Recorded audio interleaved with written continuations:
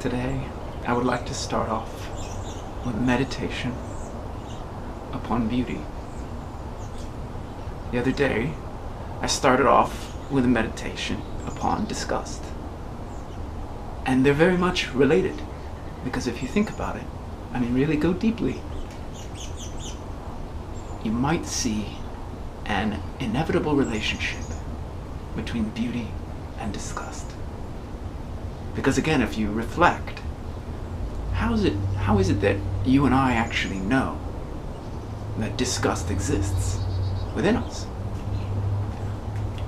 What is the ground of comparison that allows us to differentiate the feeling of disgust from, let's say, the feeling of peace, or the feeling of happiness, or the feeling of bliss?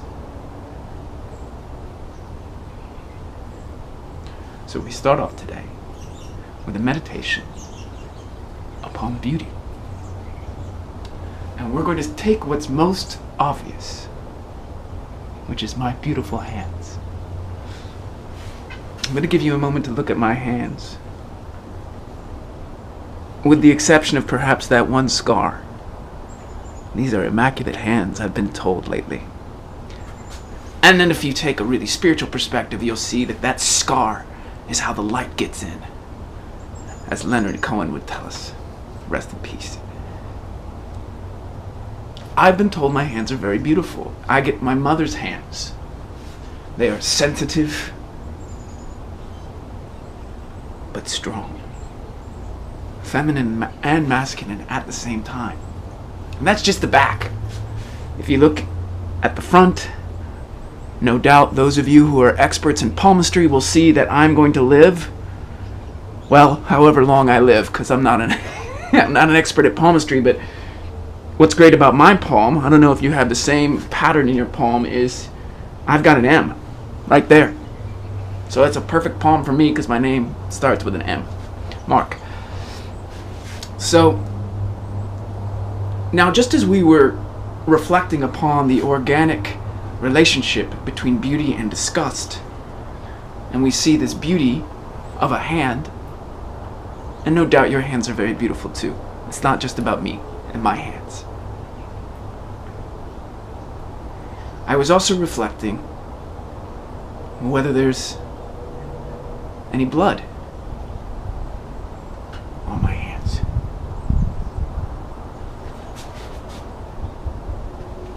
As far as I can tell, there's no blood on my hands.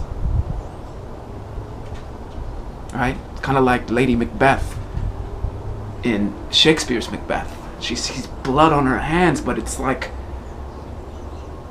it's obviously a psychosomatic predicament because there's no literal blood on her hands. Her hands may be quite beautiful like my hands, but she sees blood on her hands and she is obsessed, and she says, out, damn spot. Right? Out, damn spot.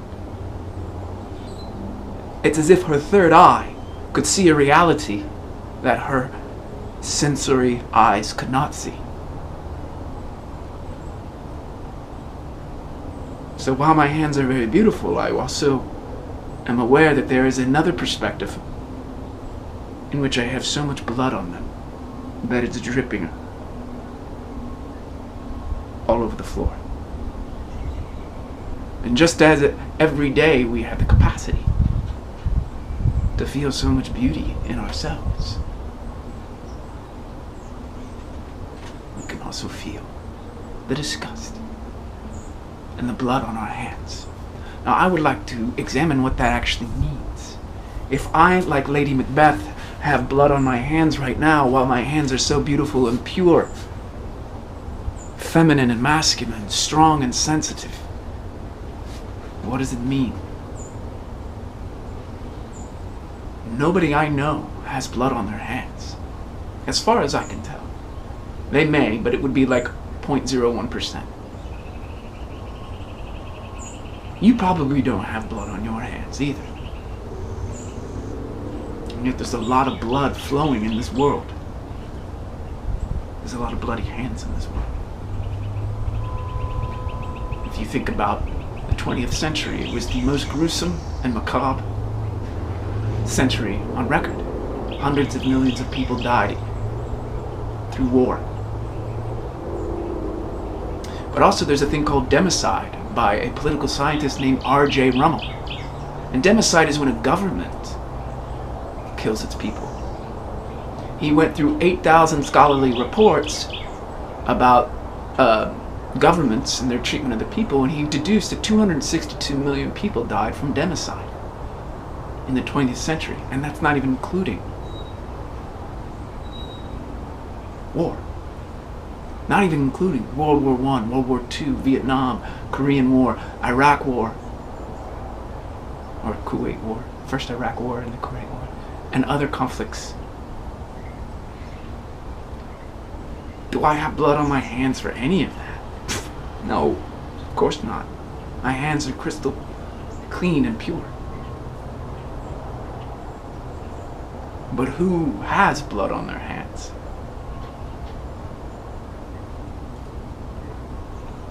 Do I have blood on my hands now?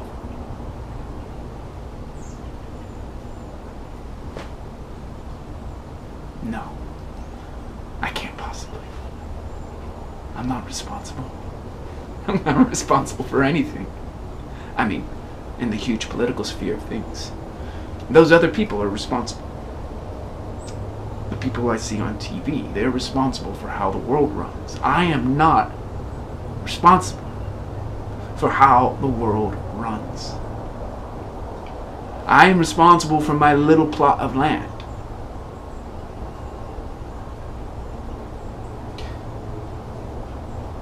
Today we're going to flip the script, and I brought a couple props. The first one is a script. But as you will see, if you look closely at this, these are mandalas, or mandalas. I don't know how to pronounce that Sanskrit word. I don't trust anybody's pronunciation, so I vacillate between mandala and mandala, given my temperament on any different day. You will see that this is not a script. I can't show you the front of it because I might be violating some law that I don't even know exists. Because apparently I'm controlled by thousands of laws that I don't even know about, which is fucking fascinating, which makes me afraid, which makes me think of Franz Kafka. So today, this prop is used to illustrate how we're going to flip the script. But the prop itself is the very first demonstration of the phenomena of flipping the script, because we flip the script using something that's not a script. That's the first flippage of the script. Okay? The second flippage of the script is we're going to talk about, or I'm going to talk about, control. And how I am sick of being controlled, and therefore I'm going to start to control people. I'm going to take you through a tour of my imagination, and now that I put down that first prop, I'm going to show you this prop. This is a jar, a plastic jar of empty peanut butter. Okay? I can't show you the product name on the front because again, I'm going to violate one of 10,000 laws that I didn't design myself, that I grew up into, and I have no real choice in the matter. They control me. And I know you want me to, I know you want to say, well, if you don't like all these laws, then you can go somewhere else. And I would just say, no, I'm not going to go somewhere else just because there's pathology here. I care about here, and I care about you, and I care about everybody around us. So I'm not going to go to a cabin in the woods and retreat from society because there's pathology here. Because there's a matrix here. Because I don't believe that that matrix should exist. Right? I don't think that the monopoly that orients our lives every single second should persist into the future. And if I go to a cabin in the woods and hunt my own game and drink water from the stream there, well, then the pathology just continues. And I have mounted no opposition to it. And oh my gosh, the blood on my hands. Wow, look. It's getting awfully red around here. Look, do you see that? That just started once I started talking about going to a cabin in the woods. So we're gonna, you didn't see the front of this, did you? I'm looking, you know how when they quote unquote found Bin Laden and the Tora Bora Mountains because they saw the background of the photo of the camera shoot, and they saw the rocks, and they're like, oh, we know where he is in Tora Bora, Afghanistan. I think it's Tora Bora. I can't remember. And they went and they bombed that space. So I'm just wondering if you can deduce from the back here the brand name of the peanut butter on the front. You probably can. I'm probably violating some laws here. Whatever. They'll come and get me for something anyways. I'm just teasing. I'm just playing. Stop being so fucking serious. There you are. You're getting serious about my play and saying this guy is so serious. No, motherfucker, I'm just kidding. Obviously, I'm saying something important. Now, it's for you to decide. It's like the little Kafka inside of Kafka, terrorizing Kafka from inside him. So we're going to put this down, make sure that there's no reflective surfaces. I know you can deduce where I am, and you're going to send a heat-seeking missile to take me out. I know you know. I know you know. You don't want to have blood on your hands, so you're not going to send a heat-seeking missile to come and get me, are you? No, I'm not talking about the government. I'm talking about you. Okay. Flipping the script, which is not a script. So when you flip a script that's not a script, you've done already one flip. Now we're going to flip again. I am going to control you and everybody, because I am tired of being controlled myself. I figure if I'm done being a slave, I'm going to be a tyrant. And I am going to design a fail-safe, foolproof, a child-proof, and very much an adult-proof labyrinth of bureaucratic control to keep you under wraps. Here's how I'm going to start. I'm going to put you in preschool. And I am going to make sure that you are afraid to disobey me. I'm the teacher, you're the student. Right? I'm going to say to you, you have got to study this text. And you have to memorize this text. And then you have to give me answers. And I will give you a grade. And then you'll go on to the next test. And I will keep on doing that. And you will keep on being in that passive receptive mode. And you will never critically examine. Why the fuck are you taking tests all the time? It won't matter. All you'll want is your A. That is how I will begin the first stage of control in this world. I will keep you constantly afraid of failure. You will do what I say so you can feel that you are succeeding. You will do that preschool. You will do that in kindergarten. You will do that in whatever the next level is. Secondary school. All the way up to middle school. High school. And you will do that in college. And then you'll start dreaming about the big bucks. I can get my A's and I can make a lot of money. In your mind, that is the simple calculus that gets you through all of the tests. Now check this out. When you are constantly being tested, and you are constantly in your seat, and you've got your nose constantly in the books, man, I have got you under control, don't I? You aren't even looking at the fact of why you're being tested all the fucking time, are you? You just want your A because you want your money. Why? Because you were born in a cage of money. Right? You're always afraid of what will happen if you don't have money. Because you have to buy everything. Now, isn't that so fascinating? So in order to control you, because I'm tired of being a slave and I'm going to be in control, I'm going to be the ruler, I'm going to make you pay for everything that this wonderful earth provides. Free of charge. That's so fucking fascinating. I am going to keep you constantly afraid that you don't have enough money. And as long as you do what I say, you'll have your money. That's the system I would set up if I could flip the script. Indeed, I have flipped the script. This is all in my imagination. I have all of a sudden taken control of reality via my mind. It's a beautiful feeling.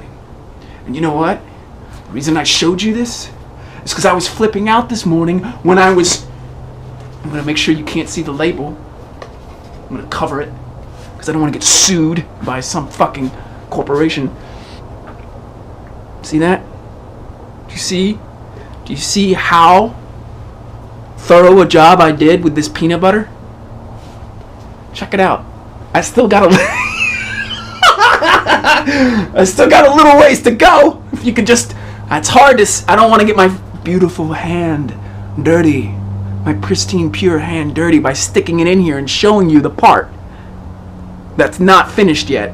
But while I was finishing out my peanut butter, and I was so nervous because I got to recycle this. I'm keeping my hand on the cover of the title. I've got to recycle this, but I've got to finish everything in it. And so the degree of self-control that was necessary to get all the peanut butter out, right? Because I don't want to waste peanut butter. And then so I could recycle this, because why? Because I'm afraid of being judged by the United Nations and Agenda 21 and all that stuff that tells me I have got to recycle. I've got out, damn spot. Out, damn spot. I've got to recycle. If I don't recycle, if I don't save this entire planet myself and have that responsibility that I take for myself, the UN is going to lock me up. The UN, United Nations, one world government's going to lock me up because I'm not recycling. That's a new law. You're going to jail if you don't finish all the peanut butter. You're going to jail, man. And then you're going to be in jail and you're going to get butt fucked. How about that? Because you didn't even finish the peanut butter and you didn't wipe it out, and that's an infraction according to some UN code. Because if your peanut butter isn't completely wiped out, then someone's got to process that peanut butter in the recycling plant, and you've slowed down the operation, and that's an infraction, buddy. You failed the test. You get slapped on the hand like you did in preschool when I was ruining your ass. Even now, I'm worried the neighbors are getting a little upset with me. So,